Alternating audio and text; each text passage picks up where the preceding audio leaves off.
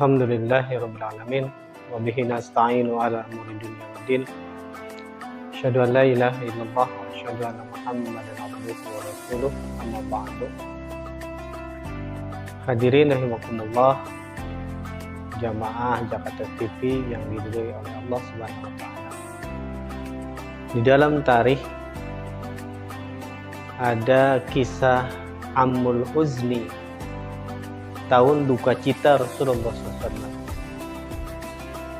Amul Huzni atau tahun duka cita Rasulullah SAW itu terjadi pada tahun 10 kenabian.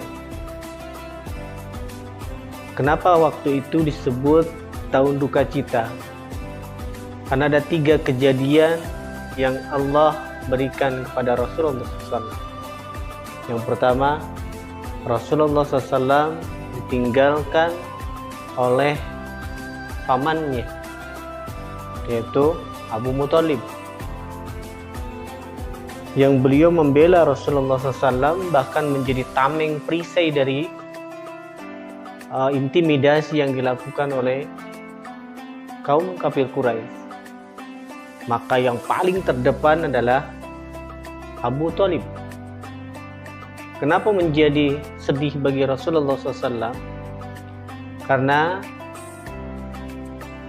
ketika sakaratul maut, Abu Muthalib seolah-olah menolak dakwah dari Nabi. Bahkan Rasulullah mengatakan, "Kul, katakan wahai pamanku, aku yang akan jadi saksi di hadapan Allah Subhanahu wa taala." Namun Abu Muthalib tidak mau mengucapkan 2 kalimat syahadat, yang berkesimpulan bahwa Abu Muthalib meninggal dalam keadaan musyrik. Yang kedua, Rasulullah SAW ditinggalkan oleh istri setianya, yaitu Khadijah radhiyallahu anha, seorang perempuan yang pertama kali meyakini kenabian Nabi Muhammad SAW. Seorang perempuan yang mengorbankan seluruh hartanya untuk perjuangan Rasulullah SAW. Selama 25 tahun bersama dengan Nabi Muhammad SAW. Lalu Rasulullah SAW merasa sedih kehilangan istri yang tercinta. Kejadian yang ketiga, yaitu terjadinya intimidasi, terjadinya kekerasan yang dilakukan oleh kafir Quraisy,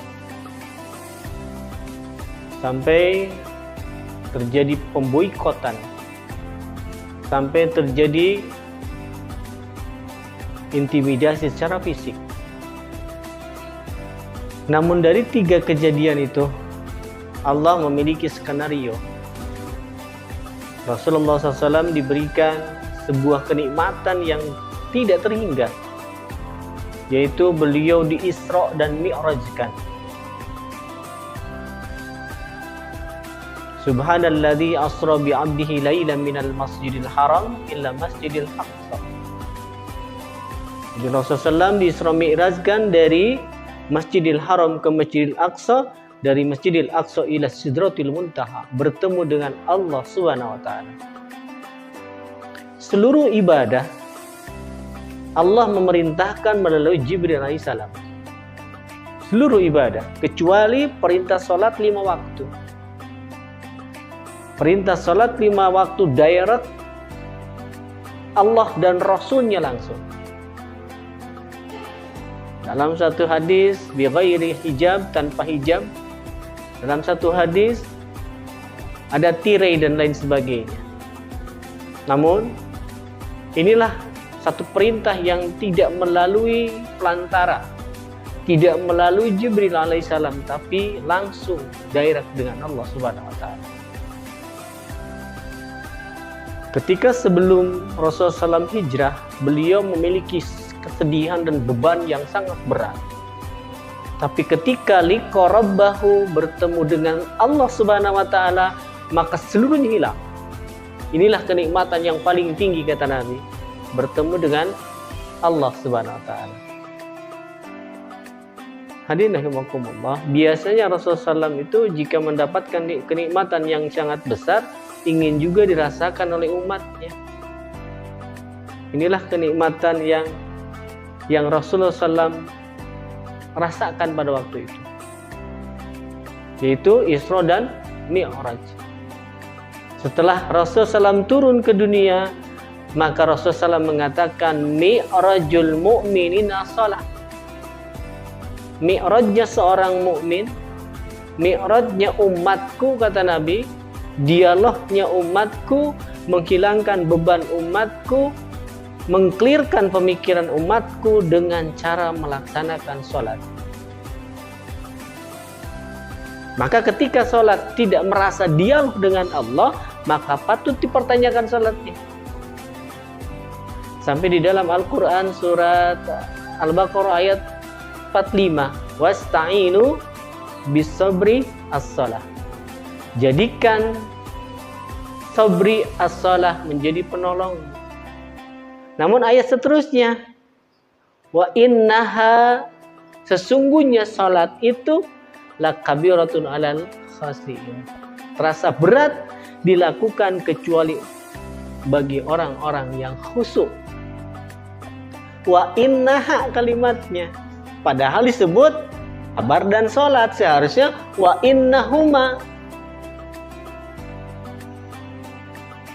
Lalu akan terasa berat sholat itu kecuali bagi orang yang khusyuk. Timbul pertanyaan kedua, apakah kita belajar sholat dulu atau khusyuk dulu? Karena kalimatnya innaha lakabiratun, sesungguhnya sholat itu berat dilaksanakan kecuali bagi orang khusyuk. Belajar khusyuk dulu, belajar sholat dulu. Ini yang jadi pertanyaan. Mudah-mudahan nanti kita buka di podcast ini.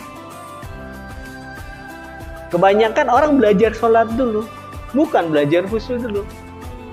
Nanti mudah-mudahan kita buka. Nah, wasta'inu bisabri wassalah menjadi sebuah ketentuan bahwa salat ini bisa menanggulangi seluruh persoalan yang dihadapi oleh seorang muslim. Kenapa? Rasul mengatakan mi'rajul mu'minin as-salah. Mi'rajnya seorang mukmin itu adalah salat. Betul, salat kita dengan salat Nabi itu beda tipis. Beda tipisnya Rasulullah SAW merasakan nyaman, merasakan tenang itu ketika sholat. Kalau kita nyaman dan tenang itu setelah sholat, jadi ipis beda. Begitu mungkin saya bisa sampaikan, mudah-mudahan bermanfaat bagi kita semua. Aku qouli hadza, astagfirullah li wa lakum. Assalamualaikum warahmatullahi wabarakatuh.